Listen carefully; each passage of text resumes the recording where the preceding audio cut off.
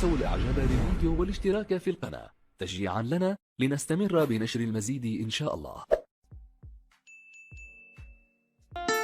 Du garçon des bidonvilles un peu court sur pattes à une légende du foot simplement inimitable.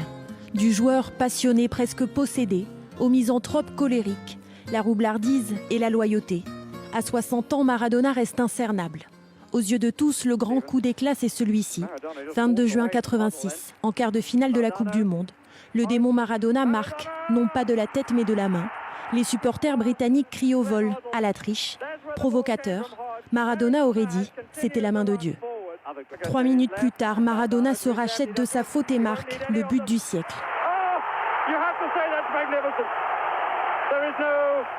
Quelques jours à peine après le scandale, l'Argentine gagne en finale.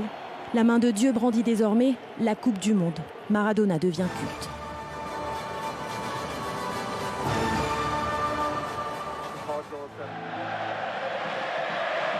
Le culte aussi à Naples. En 84, la ville pauvre du Sud s'est endettée pour accueillir l'icône argentine. Diego le lui rend 3 ans plus tard avec un titre de champion, puis la Coupe de l'UEFA en 91. Il devient une figure quasi christique, une étoile, à la dérive en dehors du terrain, dans une ville qui lui offre aussi la drogue, les liaisons extra-conjugales et les mauvaises fréquentations. L'histoire d'amour vire à la haine, et c'est la chute pour Maradona, contrôlé positif à la cocaïne en 91, puis à l'éphédrine en 94. Le gamin en or prend sa retraite en 97. L'après-carrière est marquée par des frasques, des problèmes de poids et des coups d'éclat, des scandales qui n'entament pas son image d'icône du foot.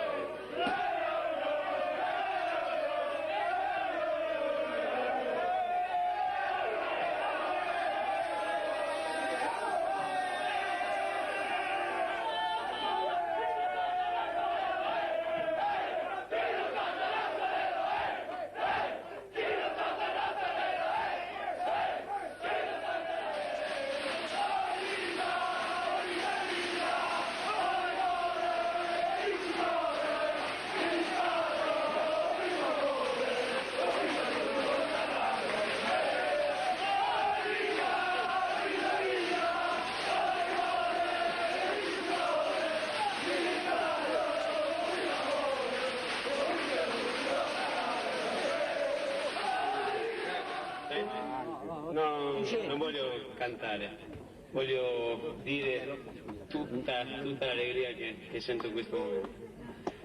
Io voglio ringraziare la squadra, voglio ringraziare il Presidente, voglio ringraziare tutti quanti per aver dato a me, come straniero, Antonio e Alemao, il fatto di arrivare a vincere questo scudetto. Voglio ringraziare, come capitano mi sento orgoglioso di tutti quanti, niente più.